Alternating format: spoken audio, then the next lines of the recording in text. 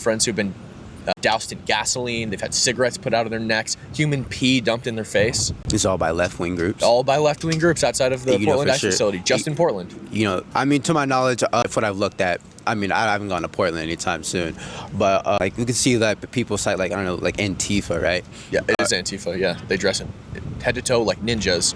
They look like they're gonna rob banks, and they fly Antifa flags. They literally yesterday had an Antifa flag outside of their encampment before it got cleared by the police. They've been there for 140 days attacking people. You know, to my knowledge, Antifa was just a left-wing group. I think they don't combat anti-Semitism. That's not them.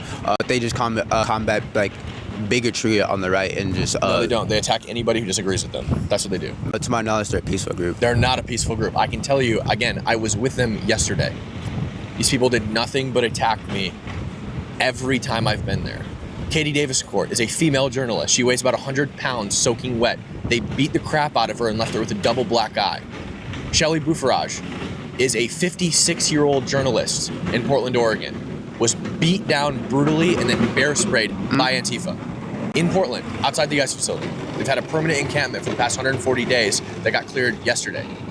Got cleared yesterday. Got cleared yesterday. You know, again, I looked at what Antifa does. Doesn't sound like what Antifa does. Okay, well, what's your source? Because I can pull up a video right now and show you what they're doing. I mean, Antifa themselves, you can just go look at the internet. Huh? Like, you can go to their website and look what they're for. They don't have a website. There's no Antifa website.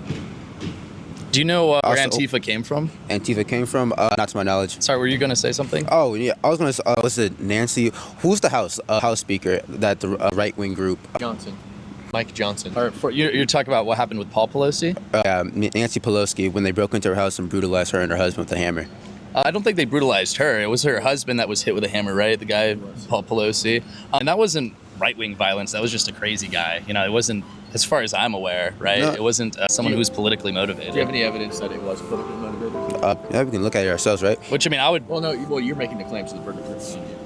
I would wholeheartedly condemn it either way, whether it's a left-wing person or right-wing person. You shouldn't be breaking into people's houses and hitting them with a hammer, obviously. Right. I think we can both agree with that. Right, but that's going to be like an example of, you know, someone on the right attacking. But how do you know that person's on the right? News.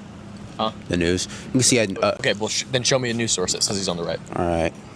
And I mean, regardless, even if we pointed to instances of people on the right committing violence, like, for example, there was that guy in Michigan who, we don't know if he was on the right at the time, but he was seen wearing a Trump shirt at one point. You know, let's just say he was a right-winger. He attacked an LDS church.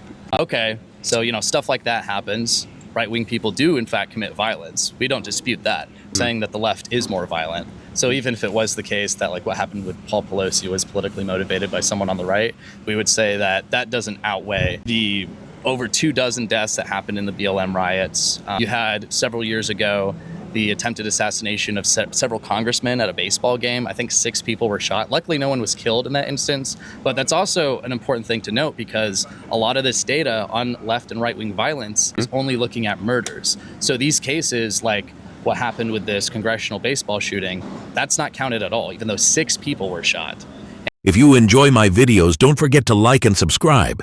And if you want to create clips like these fast, try Opus Clips. It's smart, simple, and built for creators.